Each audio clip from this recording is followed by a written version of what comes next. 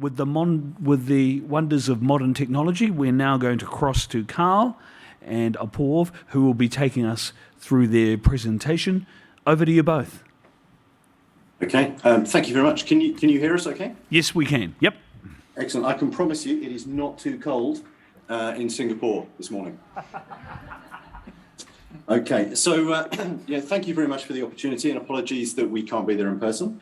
We'll just take a few minutes to talk through our part before handing over to Tim. And with no further ado, I'll pass over to Apoorv and he'll take it away. Thank you. Thank you, Karl, and good morning, good evening, and good afternoon, everyone. I'll start directly run into the first slide, and as the topic itself says, it's a public-private partnership for risk analytics and financing. So let's start with the public-private partnership. I mean, what exactly does it mean? How do we define public-private partnership, especially in the disaster risk financing and disaster risk management space? So, as you know, the public-private partnership, when we are talking about it, one size does not fit all, because all these different governments will have a different political priorities for that matter. If their political priority is about poverty alleviation, it's about food safety and security, is it about foreign directed investment? And that will affect your public-private partnership drive or design of that country. Then there is other aspect which we have to be aware of is about the cultural and the country specific context. When you are talking about, for example, the culture and the country specific context in New Zealand, and the way people think and the way government think could be very different when you're talking about India or Bangladesh for that matter. So what are the value and approaches? What are the legal frameworks are actually defined by that? So that becomes a very important component in defining the PPP framework of the countries. Then there are cross-cutting policies, which are actually across the board.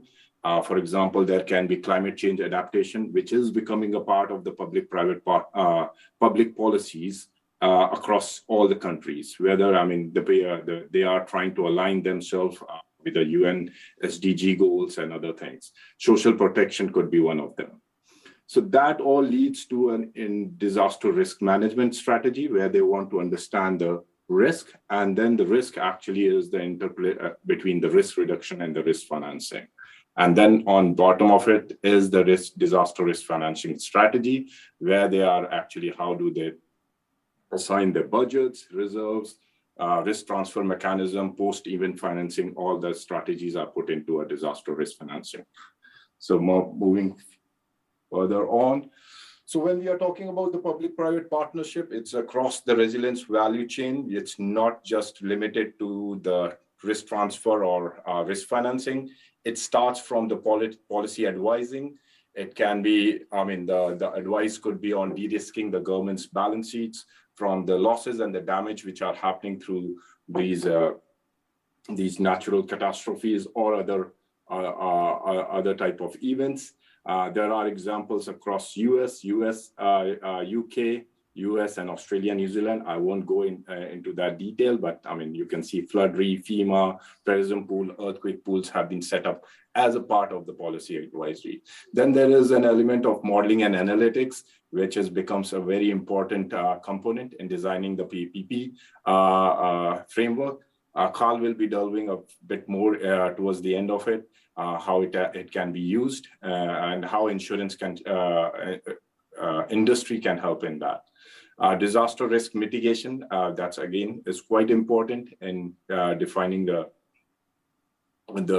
partnership and the public policies.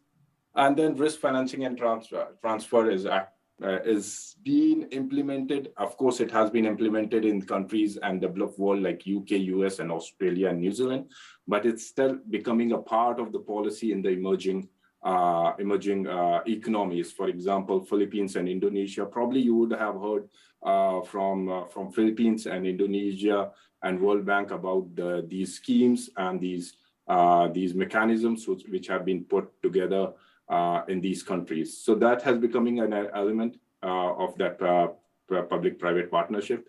And of course, the last element is the risk recovery and post-disaster risk recovery. So the ultimate goal of, at least in the NatCat space, is to reduce the protection gap. And when we are talking about the protection gap, that's the difference between the financed and the financed losses versus the actual economic losses or the liabilities which have been caused by that. So these protection gap, of course, when you have an economic loss, some of these losses can be reduced if you put a risk reduction strategy in place. Then if you have a risk transfer mechanism that can actually help mitigate some of the losses or finance some of the losses. And then but then there is a portion of those losses which are not actually covered by, which cannot be reduced. And what is the mechanism which can be used to reduce these protection gaps? The numbers here are a bit dated, but the message is actually clear that there is massive protection gap across different, not just in NatCat, but when you're talking about the cyber, when you're talking about this health, when you're talking about savings. So there remains a massive protection gap in all the savings as well as the insurance system. So as I'm discussing how we can actually reduce this protection gap, and how risk analytics and financing can be a very critical component in reducing this protection gap. So when we are talking about the risk reduction, it's important to use the analytics to have these mitigation processes in place, the preparedness processes in place. For when you can use risk analytics for designing the engineering. We were talking about, I think in the last session only, designing the levees, designing the strengthening the building codes, retrofitting the old structures. I think that's became the part of the risk reduction. There could be policies around it. There could be business continuity mechanisms. For example, when event happened in Thailand, the Thailand flood happened. There were a lot of the industrial parks were affected. How you can actually get through that? How can you have the supply chain still running and reducing the bigger economic impact from those losses?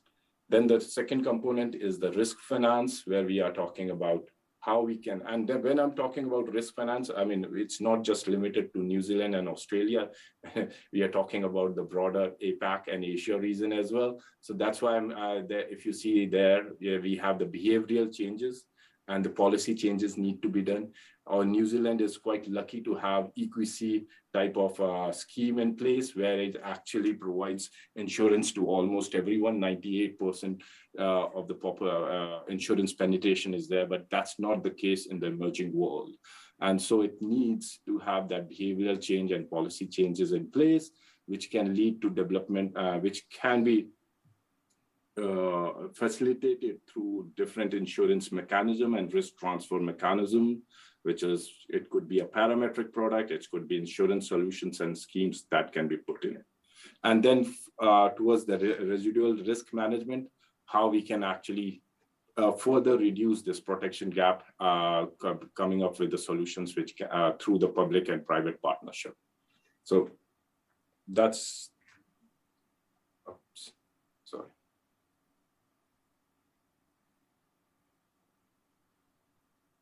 So what can be done? How we can actually address this problem? We can address this problem through prioritizing certain things. For example, we can prioritize expenditure on the resilient infrastructure. I think Karl will be addressing some of that towards the end of the presentation. We can have some of the resilience enhancement, for example, for the sustainable development as well. We can require the citizens to purchase cat insurance, as is the case in New Zealand, but not in many of the other Asian countries. So it's a good mix between the climate, catastrophe, and infrastructure, and you have to find the right point which can actually, and how those risks can be mitigated.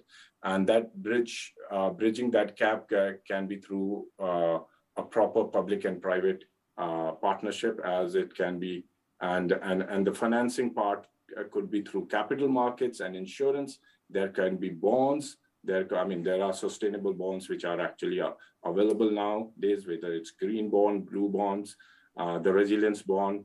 Then there is the insurance element, which is the resilience insurance, community-based insurance schemes, infrastructure, public assets insurance schemes are being put together across different countries. And sovereign level risk schemes have been put together. For example, PICRAFI is one of the example in the Pacific, if you want to mention that, or CDRIF in Asia region, where we have the policy has been issued to the Lao government.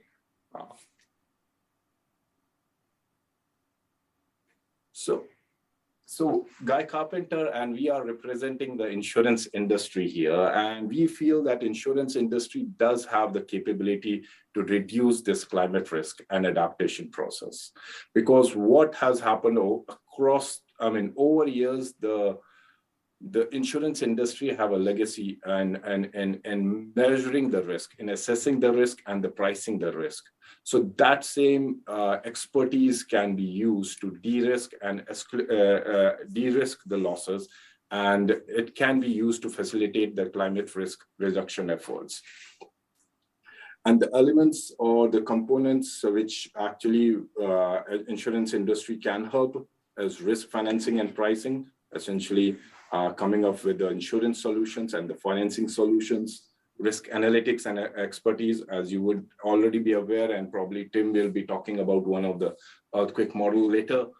So risk analytics and expertise, we have models, we have solutions which we have developed, insurance industry has developed over years to measure the risk. Then the impact investment, we do have processes where you can actually have financing models for the adaptation, for example, muni bonds and impact bonds. Then we can actually, the insurance industry can actually work on the project and can accelerate the projects which are actually more philanthropic type of the project. For example, the NGOs projects, and there are projects across the world actually, which have been driven by NGOs or organizations like Red Cross, for example. Recently, the Danish Red Cross issued a cat bonds for their volcanic risk. And then the stakeholder engagement, we can facilitate project engagement with the stakeholders on the projects which are driven by the government or large clients. So just giving you an example of one of the projects, which is sponsored by ICNZ, which is a local government for sustainability. It's a network of 2,500 local and regional governments for sustainable urban development. This has been the part of that. This project is called Urban Infrastructure Insurance Facility. The components which are actually being handled in this project are risk financing, risk analytics, and stakeholder engagement. If you see that index on the side, the radar chart, which you can see which are the main element or main component of this project.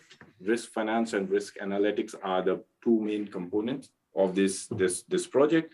Stakeholder engagement is the third one, but the strategic philanthropy and impact investing not so much. So it's a regional pool of 10 cities. Essentially, the initiative is to build a technical capacity of 10 cities across the Latin America to address the climate-related exposure, and at the same time have them having access to a risk pool for their financing need, and as well as the different insurance instruments. This project is funded by KfW. And then there is an anticipated human impact of almost 7.5 million people will be getting impacted or will be getting the benefit of this scheme. I mean, when you are talking about the impact, it can be the social impact at each individual level, which actually this facility can help reduce the disruption of critical facilities such as schools and hospital. insurance impact, whether there is a importance of the insurance will be increased. The cities will understand the importance of the insurance and will probably go in that direction. The community impact could be reducing the loss of life, enhancement of the financial resilience, and the public sector impact could be reducing the public borrowing cost, having the financial access through this for the infrastructure investment. So that's just talking a little bit about the insurance capabilities framework. Now I will hand it over to Karl to discuss more about the risk analytics in the business and how it can be utilized. Thank you. Look, just very briefly, I want to talk through quite a simplified example of how insurers use risk analytics, how that informs all aspects of their risk management and promotes sustainability in their business. And a business ultimately that there is to pay claims and protect policyholders from natural disasters and from a whole range of things, but we're very focused on that component here. And it's not dissimilar to what public sector and government are trying to do in terms of protecting communities or their stakeholders. But I think there's a number of lessons and principles that are useful in this context for public sector and government. So if we consider a developed market and offering property insurance, and let's pick on the example perhaps of flood. And an environment where where catastrophe models and mapping is available for this peril. We're not going to go through all of the background to CAT modeling here and how you construct these models from a risk analytics perspective. But let's assume we have those models in place, and you can use those models to assess both the frequency and severity of peril risk in the environment. So as an insurance company with access to those models, you can deploy these in your day-to-day processes in how you underwrite and how you assess risk. You can determine an appropriate risk price. And I know that's quite a complicated question, and there's a complex debate around affordability of insurance and whether it may even be available in some locations. But you must understand the real cost of risk and the technical cost of that risk as running an insurance company. When you then make a business decision or how you look at your portfolios, there's a whole range of strategies in there, but you must understand the technical cost of risk before any further decisions are undertaken. And you can only offer an insurance product ultimately if you can price it. Otherwise, it's not something that's a commercially viable option. And that's a really, really important principle. So taking all that into account, insurance companies are building a portfolio.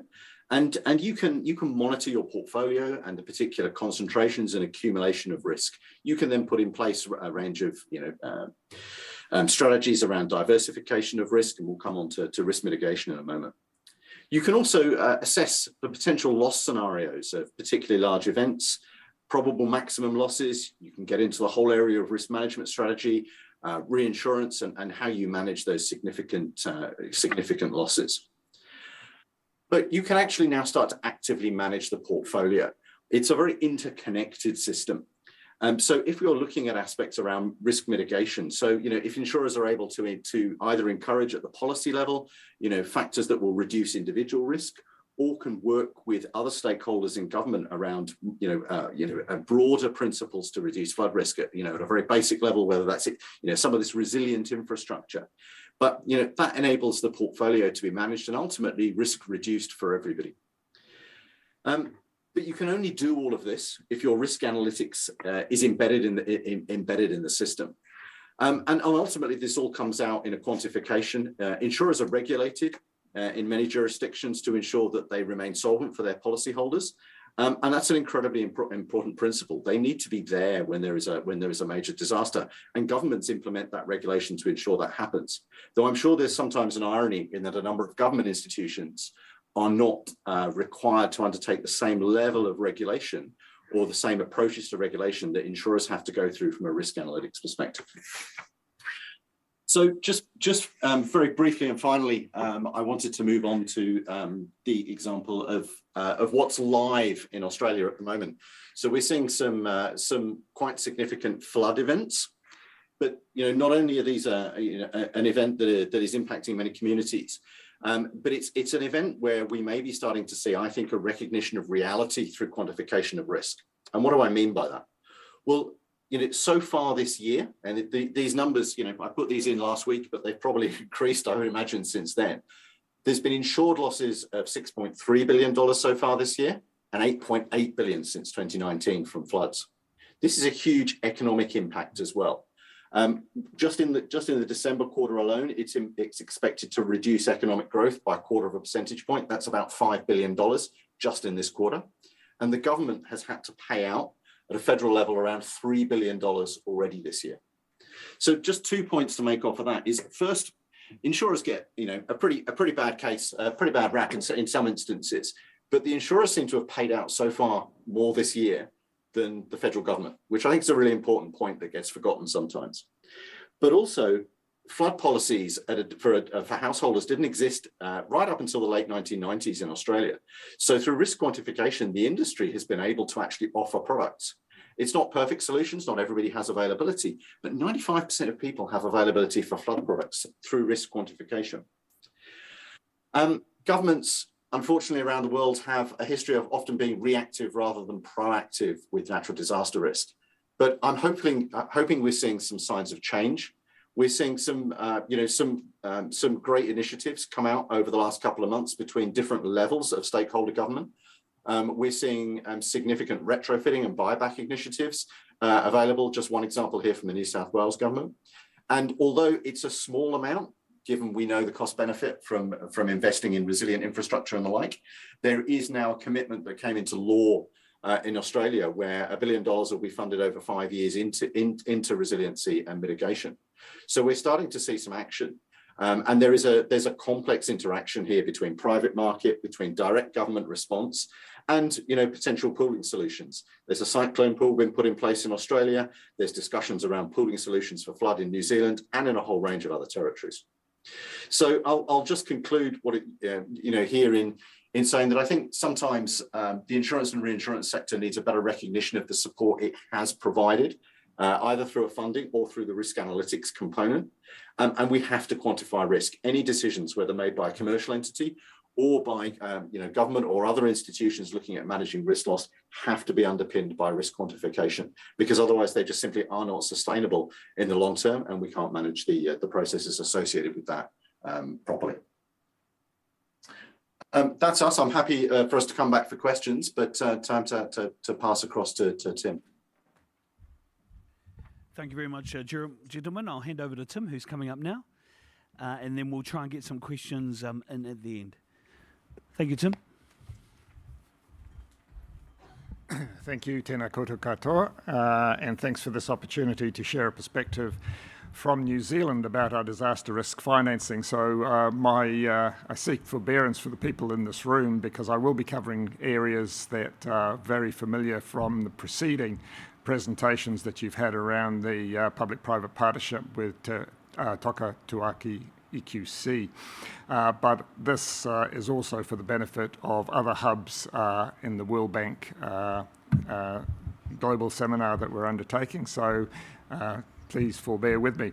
So while catastrophe financing must be efficient and effective following disaster, it's as important that the scheme that delivers the finance is designed to narrow as far as possible the protection gap between what losses will be met by insurance and the total economic loss. New Zealand has experienced major earthquake disaster losses over the past decade, which has taught us many lessons. It's not possible to talk to these today, but the social dislocation and trauma to thousands of people's lives also carry a cost that tends not to be counted in economic terms. But such losses can be mitigated to some extent by the way in which insurance is able to restore loss efficiently and effectively in the post-disaster response. And as we have seen, climate change is bringing more frequent and impactful disasters, so financing disaster risk is becoming ever more important. New Zealand is a very risky country, as we know all of us in this room, Lloyd's of London has measured country risk by annual expected loss from natural disasters as a percentage of GDP. We rank as the second most risky of about 45 countries in its study. And this is because we are a relatively small economy, but we can experience very damaging events. Economic losses from the earthquake series we experienced in Canterbury over the 2010-11 period amounted to about 20% of GDP. Similar losses from events in countries with much larger economies obviously have a much lower impact on GDP. The good news is that we have one of the highest levels of insurance for residential property in the world, and we estimate that as less than 4% of homes not having insurance, so a very, very low protection gap. Indeed, standard house insurance not only covers fire, storm and flood, but also the following major natural hazards: earthquake, tsunami, volcanic eruption, geothermal activity and landslips under a public-private partnership. That landslip protection is somewhat unique. The high uptake of insurance suggests that affordability, a common cause of protection gaps, is not a significant issue today.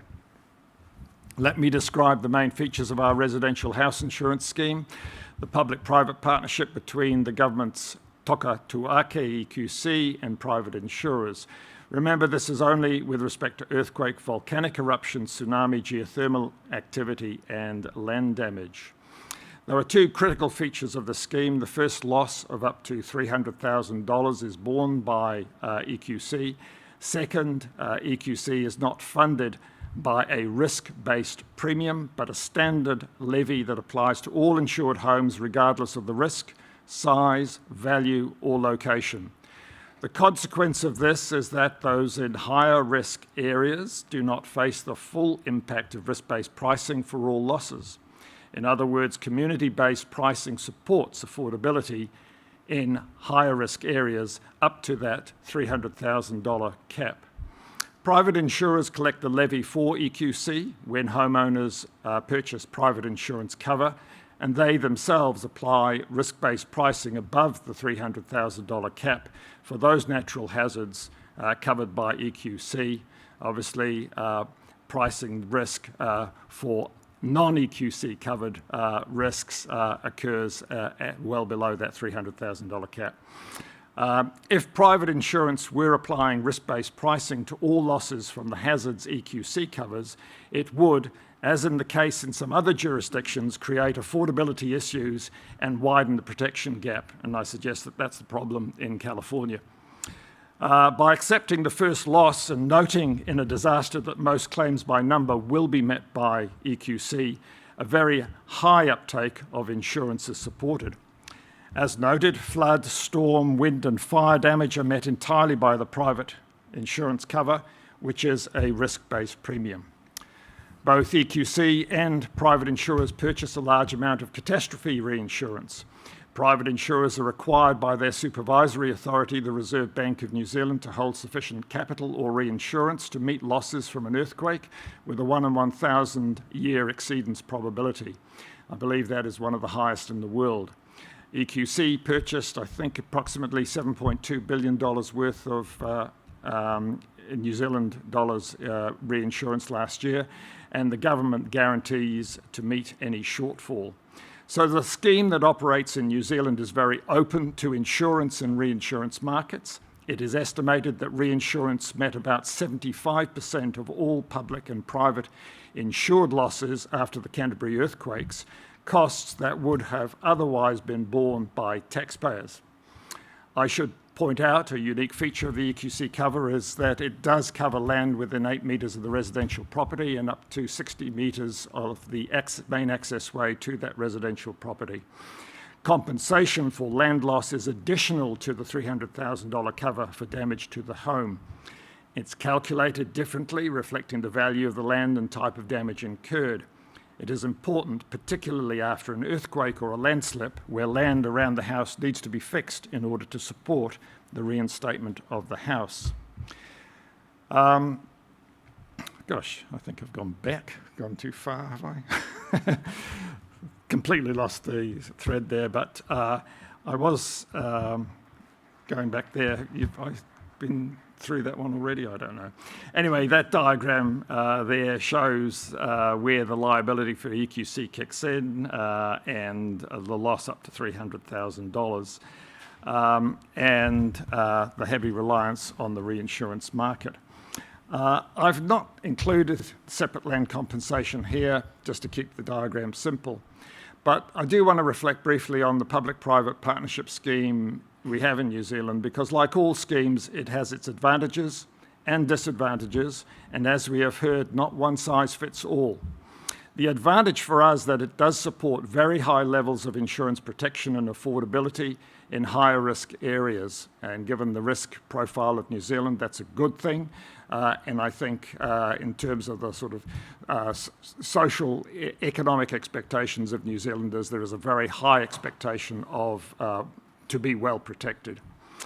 But the disadvantages of the scheme are that the higher community rated cap is, the higher we go from 300,000 to 400,000 to 500,000, the less ability there is to use price of cover to reward resilience measures. So, and the second is that the more muted the risk is in higher risk areas as well. And so this means that I think that there's a much greater requirement for regulation of resilience standards as the market is prevented from doing its job to that extent. And good on, and I applaud EQC for its risk and resilience work, because that is filling a gap that's sorely needed in terms of providing better information for people about risk. But it always has to be a delicate balance between the extent to which the public scheme is providing cover and the extent to which there's an appetite for the private sector to be part of the scheme. Because another potential disadvantage with having public cover defined in legislation is the risk of having two different standards of cover. The publicly prescribed cover in legislation for the first layer of loss, and then the private cover above that. This has the potential to confuse policyholders and can lead to duplication of efforts at claims time. However, fortunately, New Zealand has largely addressed these issues by aligning the public cover as close as possible to private insurance practice, and through the development of the agency model, which I come to next. And this is where the insurer acts as the agent of EQC to manage and settle all claims. I'm sorry, I'm completely out of sync here. An efficient and effective customer-centric response is needed after a disaster has struck. And a key lesson from the Canterbury earthquake series was that claimants were frustrated in having to deal with both EQC and their private insurer.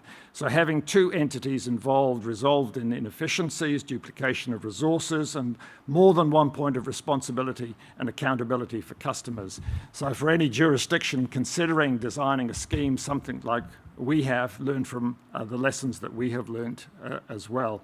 And from a claimant's viewpoint, they want to deal with only one entity. So we have turned things around, and private insurers do act as agents for the EQC in managing those claims. This agency model is based around bilateral commercial agreements with each insurer, which sit underneath a broad umbrella agreement that addresses the issues such as guidance on EQC's cover, training, and performance measures. This forms a basis for developing a response to any size of event and level of complexity, keeping the customer's needs as the primary focus. But the current arrangements are based on a cash settle model and for arrangements up to 100,000 claims. So it needs to evolve further to contemplate complex, larger scale events in terms of managed repair, and that work is well underway. I want to touch on flooding here, as here and globally it is one of the most frequent natural hazards. Floods are far less costly here than earthquakes. Our supervisory authority requires insurers to be able to meet a 1 in 200 year event. However, there is a pattern of increasing losses from floods due to climate change, where people have chosen to live Insured losses from extreme weather events have doubled in the last 5 years compared with the previous 5 years, and a much lower proportion of this loss is met by insurers themselves rather than reinsurers in New Zealand. And because I think it's more interesting for you to have some questions and answers than me carry on prattling to you, I'm going to stop it there, and I just want to acknowledge, in terms of the risk analytics, the work done importantly by EQC in helping to fund the upgrade of the National Seismic Hazard Model, and also the development of a public-facing portal to better inform risk in the future. And I'll stop at that, and my apologies for not coordinating my slides with what I was saying, but hopefully you heard what I said.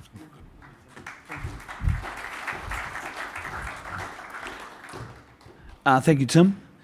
And also thank you to Karl and Apoorv as well for their presentations earlier. Okay, we'll take some questions now, and I'll just wait to see if we've got any online. But we've got a bit of time, so we're about 5-10 minutes away from having to break for lunch. So if anyone's got any questions, I will...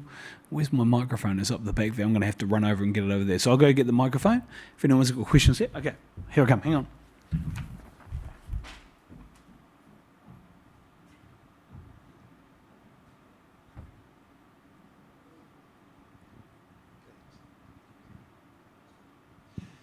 Tim, thanks very much. Just, would you like to expand a wee bit? You just touched briefly on the issue of flooding, which is, as you quite rightly said, it's New Zealand's largest natural disaster in terms of impact, and we've seen what's been happening in Australia recently. Would you like just to comment a bit more about what some of the shifts that you're seeing there, like the funding being brought forward for, you talked about a resilience funding in the next 5 years, you put on a slide there, and about the funding that's going in just recently for lifting of houses and of buybacks and how that could apply in New Zealand. Thinking about putting in perspective the fact the insurance market in New Zealand, companies are likely to pull back from areas that are flood prone. I mean, might like to comment on that a wee bit further because it could quite big implications here. Can you hear that? Can you hear me fine?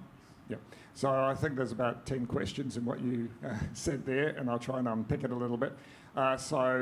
Just in terms of losses, flood losses, insured flood losses over the last 5 years is more than double what the preceding 5 years for extreme weather event losses were. Clearly, even over the last decade, climate change impacts showing a significant change in insured losses.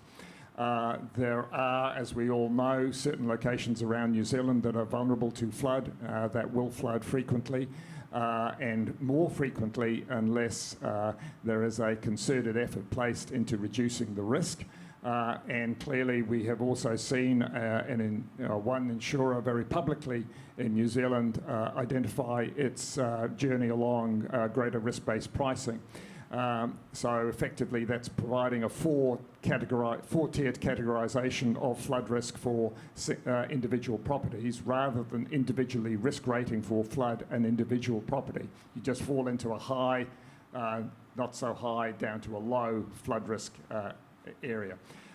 The way in which insurers will price flood will depend entirely upon their appetite for risk, their commercial interests that they have. So you can technically, if you have the data available, go down and risk rate at an individual property level, or alternatively you might do that at a less granular level, which is the case in New Zealand. So you might be looking at statistical area 1, statistical area 2, postcode, zone, regional risks. And I think importantly not to forget that the house insurance premium here is an amalgam of all hazards being folded into one. So within the house insurance that you purchase, you're being covered for flood risk. So there's a flood risk technical component, as just been described by my colleagues or friends from Singapore. So there's a technical risk calculation for flood, but there will also be calculations for fire risk and earthquake risk, and that is bundled into a single house insurance policy. I think the challenge in New Zealand is how long we can maintain that, because it does provide a high level of protection for everybody. But if we start to unpick that so that you have flood insurance as an optional extra, then we will get self-selection, adverse selection, and there may be some unintended consequences, which will be important in terms of the dependency perhaps that EQC has or the government has on the attachment of the EQC cover for to standard fire insurance for houses. But if we get into that territory, then we've got to start to really look holistically around some of the solutions, because the triggers for intervention and investment in reducing risk should not entirely be focused on insurance. Insurance shouldn't be the de facto consent authority. Consent authorities need to make the right decisions. They stop building in dumb places, as we've said many times on many occasions, but also recognising the social, economic, cultural, amenity loss value and environmental loss that occurs with these kinds of events, and think about what we need to be doing to reduce those risks in a comprehensive way in the higher risk areas first. Just thought I'd open up, just in case we've got any comments from Karl or Apoorv on that. Anything you want to add? I mean, flood is an immensely complex problem, but I think, just building on a comment I sort of made earlier in response to what's happened in Australia is it is very much now an interaction between insurers and the government. And, as Tim described, there can be a range of consequences when you have risk-based pricing, but insurance sends a very strong signal. If it's not possible, let me take a step back. In most areas, it's entirely possible to get flood insurance.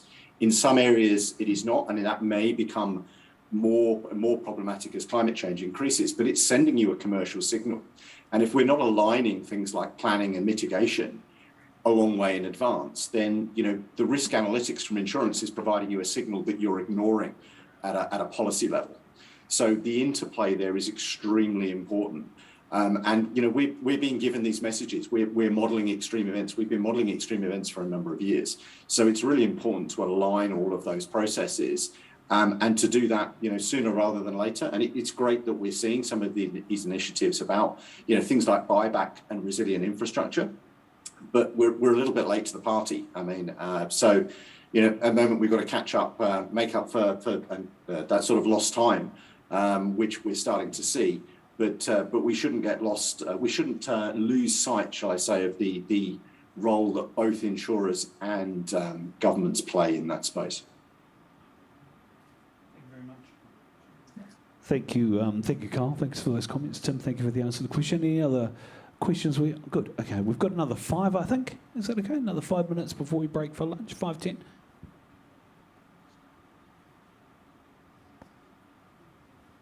It's just.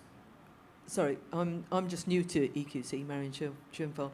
I'm wondering about other initiatives like not building back in the same place, so event-based sort of retreat, and the possibility of that. Just instead of rebuilding back in the place, actually it also has, like in the Heathcote, Christchurch City Council bought out some of the houses that became more flood-prone. And that also gives the river room to move, and it makes everybody else more resilient as well. Is there room for that in the schemes that we've got, or will there be in the future? Well, my first response to that is clearly an insurance policy restores the actual loss. So if you are flooded and the value of your property or a total replacement value, sum insured of your house is, say, $700,000, and you suffer in a major flood $100,000 worth of loss, then the insurer's policy obligation to you is to restore that $100,000 loss. If you are then suggesting that that person should rebuild the house elsewhere or whatever, then we're coming into some major complex issues around managed retreat in terms of private property rights, compensation arrangements, triggers for that, affordability at central and local government level, and a whole bunch of really complicated stuff, which I think we'll have more consultation on in a few months' time. But it is, it's challenging. But the answer is we should build back better. But on an individual property level, you have to recognise with flood that area-wide flooding it isn't solved necessarily by you doing something individually at times to your property, because there'll be other factors well beyond your control. So, and it's not just the physical loss to the building, it is as I said, the amenity value, cleaning, hygiene issues, the risks to life, all the other things that come with something like frequent flooding. Anything you want to add, Karl, Apoorv, to anything Tim's just said? It is a very complex topic, but again, I'd just make the comment around that interplay between private and public, because from an insurance perspective, from a commercial insurance perspective, well, you can pay the money and you could rebuild it, but the insurance might not be available next time round, or we've seen examples, after, some of the tragic flooding in sort of 2011 around Queensland, where there was fundamental decisions about actually moving, significant areas of population. So, but that requires consultation at community level and planning and policy requirement from government. But there are going to be some hard conversations, either at that individual perspective, or around development and planning at a much larger scale. There's going to be some complex discussions required as we go forward. Any other questions we've got? No? Okay, thank you, Karl, Apoorv, and also Tim. Thank you very much for your presentations. Can I get you to show your appreciation to them, please?